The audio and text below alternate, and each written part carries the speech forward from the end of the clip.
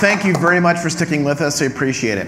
Let's move a little bit, I don't want to say off Final Cut 10, but a little bit of a larger scope. We talked about Final Cut 10, and then we talked about Apple. So let's talk about kind of the future of the industry, okay?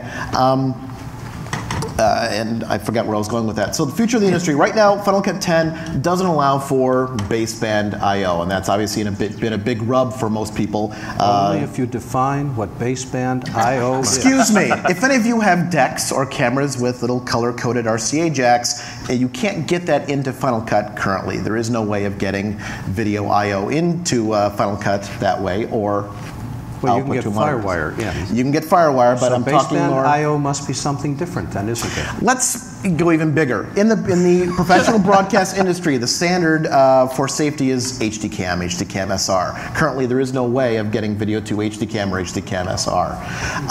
So obviously, Apple is sending us a message. Either it doesn't exist, or B, we're going to let third parties do it. So let's take a look at the first portion of that. Is this the nail in the coffin as far as tape? And does the tragedy overseas have anything to do with that? Oh, I got an answer. I'm not surprised, Larry. I got an answer. I'm really not surprised. Let's hear it. I was, normally I do a podcast called Digital Production Buzz, and it airs at exactly the same time that this event is going on. I'm listening to it right now, You're channeling. So because Michael is so important, I could not pass up the opportunity to be here, so we pre-taped the entire show. So worldwide, they're listening to a taped version. Tape. It's our old terms like film. If he can say film, I can say tape. I'm an old live director that worked at tape. Anyway, I was talking to a gentleman named Will Pisnewski, and Will is the vice president of post-production for a company called Authentic Entertainment, and they specialize in reality programs. No disrespect intended.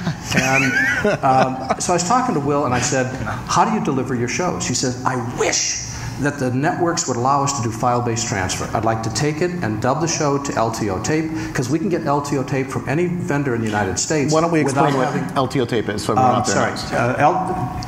In the old days, we would record pictures to videotape. Now, some of you may have heard of this kind of archaic communication technology, but videotape locked you into a specific format. You could record a DV picture on DV tape, but you couldn't record digibeta picture on a DV tape. You're locked into a format. LTO tape is like videotape. It's magnetic, it's got oxide, it's glued to a piece of plastic, it's in a box, and you put it into a device, but it records digital signals. So you can record any file. You put a Word file on it, Excel file, HDCam, DV, DVC Pro HD, a cookbook, whatever you want. It goes on that LTO tape. It can be played back on any LTO player. It's you guys sell cache devices, and it's a way of backing up servers. There's a lot of different LTO drives. There's LTO4 and LTO5, and LTO5 is the good one. You should buy one for me for Christmas. Anyway, the point is that we can put anything on an LTO tape. What he wanted to do is he wanted to get away from HDCam SR tape, because one, the plant in Japan that makes it has been damaged by the tsunami. They can't make enough tapes. People can't get their hands on them. They can't deliver the network shows to the network. And what they would like to do is to bypass tape completely and just do file-based transfers up to the network, because the quality of the file is exactly the same as the quality that's on HDCam tape. You just don't have to encode it again. So from his point of view, and he's responsible for God knows how many 100 million reality programs a day, he thinks file-based transfer is kind of cool. I think file-based transfer is kind of cool too, as long as in file transfer we can keep the quality, and as long as we're sending uncompressed files, we can do that. But that would be defined by the needs of the client, and always defined by the need. Yeah, the guy with the checkbook calls the shot. Unfortunately, they're not ready to pull that. So and why is that? Is it because of the cost of doing an infrastructure change at a studio, or is it just we don't want to change because we have a workflow in place that just works? I think it's both of those, actually. I don't know any studio that wouldn't change if they could save money. If it was based on the cost of infrastructure change, their calculations would be inaccurate. Yeah. So it can be based on inaccurate reasons. So I suppose that gives credence to the argument. But it's I tell people that it sounds like it's a generalization, but I tend to break down people when I meet them into 3 categories. Now, I'm not judging you. I'm just saying. I'm frightened. I really am. Breaking down 3 categories. But I really am. And the 3 categories are 33% of who you are is your past experiential knowledge. That's what makes up about 1/3 of you is your past experiential knowledge. 33% of who you are is your current understanding of new software and hardware technologies and what the world looks like today, not associated with the past, the new stuff. And then the last third, which is the hardest third, the hardest nut to crack, is what do you believe? What are your philosophies? Because your past and your present change your mind and your philosophical approach to anything. And it's much easier to adjust anything other than the philosophical approach. And it's a philosophy that tends to come in a top-down manner that can change everything. When the top of a company or business or a studio or whatever is of an old philosophy or an antiquated philosophy or of the wrong philosophy, everything follows suit, which obviously is logical. A good friend of mine is a producer and director, Dean Devlin, and Dean is a very, very successful filmmaker,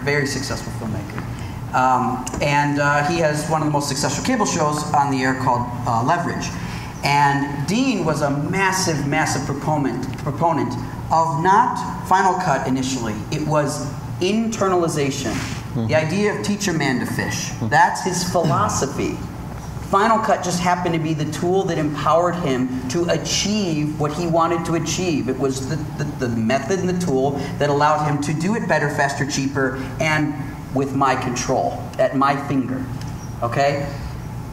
Dean, through the efforts of his team and the investments he's made and the technology, has changed the philosophies of Turner. And in Atlanta, when you see Leverage, you are not seeing a tape.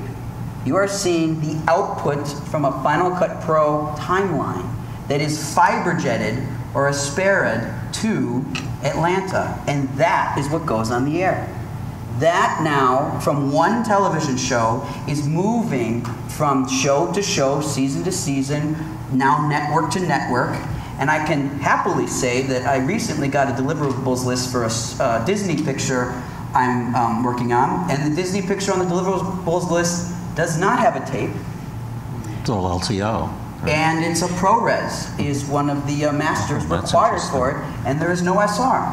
And that, to me, brought not only a smile to my face, but showed me that and I know a lot of people at the tip tops of Disney in some of their technology divisions that philosophically, I'm like, well, this deliverables list reflects what they think, how they feel, how they live, what tools they have at home, what car they buy. All that works together to decide what we think. And if we think of something, we then do it. And the people under us typically do the same and the same. Mm-hmm. So it works down. So if you're in a position of power, if you're in a decision-making role, you are charged, we are charged with the notion of being extremely educated, to take our past experiential knowledge, our present experiential knowledge, and our philosophies, and make sure that we make the right decisions, because we can affect a lot more people than just ourselves.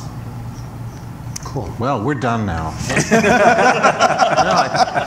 I think that ties in very nicely with what Larry said also about the element of pain and how that kind of motivates people. I think that probably Dean Devlin was a bigger pain in the ass to people at the network than their tech deliverable people. Mm-hmm. And so at a certain point, that won out. I do know that the latest deliverables list that I saw at DreamWorks is everything's on LTO now. They no longer ask for any film deliverables. And that I know came because it just got really hard to do 3-strip colored separations, and it got prohibitively expensive. So that pain outweighed the LTO. So at a certain point, major corporations will make the decision based on champions inside and pain level. Thank you, Norman. We're going to take a break, and when we come back, we're going to ask the audience if they'd like to grill our illustrious members up here, and also take your Twitter questions. We'll be right back. The HP EliteBook mobile workstation is great for me because I'm always traveling. It gives me the opportunity when I come up with an idea to get it on the computer quickly.